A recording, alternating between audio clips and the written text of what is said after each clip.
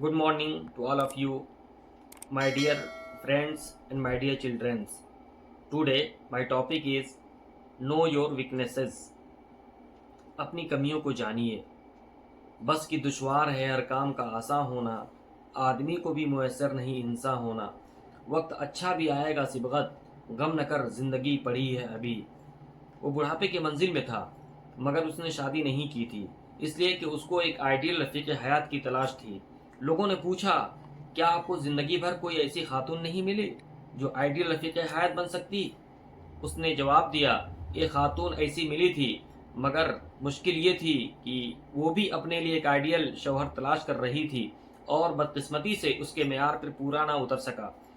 लोग आम तौर पर दूसरों की कमियों को जानने के माहिर होते हैं, इसलिए उनका किसी से निभाह नहीं होता. अगर आदमी अपनी कमियों को जान ले तो उसको मालूम होगा कि वो भी इसी बशरी मकाम पर है जहां वो दूसरे को खड़ा पाता है. अपनी कमियों का एहसास आदमी के अंदर तवाज़ु, इंकिसारी और इत्तेहाद का जज्बा पैदा करता है. उसके बरक्स अगर वो सिर्फ दूसरों की कमियों और खामियों और बुराइयों को जानता हो तो उसके अंदर घमंड, तकब्बुर पैदा होगा और किसी से निभाह करना उसके लिए मुश्किल हो जाएगा. नफ्सियात का मुताला बताता है कि किसी एक आदमी में सारी खुसूसियात जमा नहीं हो सकती.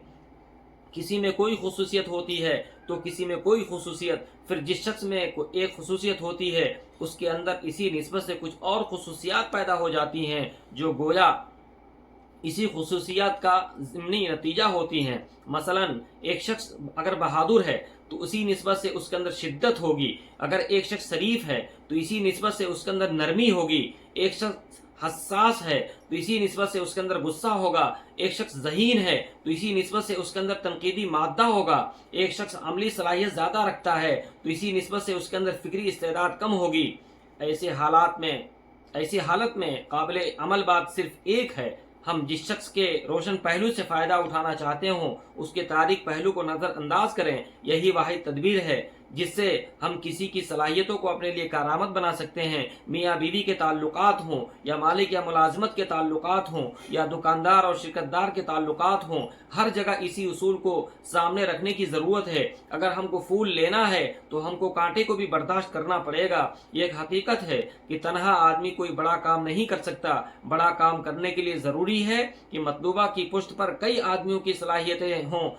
इसी ज़रूरत ने मुश्तरका सरमाया कंपनियों का तसव्वुर पैदा किया, लेकिन कई आदमियों का मिलकर किसी मकसद की तकमील के लिए जद्दोजहद करना, कद्दोकाबिश करना, कोशिश करना और मुतहर्रिक होना उसी वक्त मुमकिन है कि जब उसके अफराद में सब्र और उसात ज़र्फ का मादा हो. वह एक दूसरे को बर्दाश्त करें, वो छोटी छोटी बातों पर एक दूसरे से न उलझें, न झगड़ें. वो नाखुशगवार बातों को याद रखने के बजाय खुशगवार बातों को भुलाने की कोशिश करें. मेयार पसंदी बहुत अच्छी चीज़ है, मगर जब मेयार का हुसूल मुमकिन न हो तो हकीकत पसंदी सबसे बेहतर तरीक़ा अमल होता है. सोने दो अगर वो सो रहे हैं गुलामी की नींद में, हो सकता है वो ख्वाब आज़ादी का देख रहे हों. अपने किरदार पे पर्दा डालकर इकबाल हर शख्स कह रहा है ज़माना ख़राब है. May God bless you. Thank you very much. शुक्रन जज़ीला.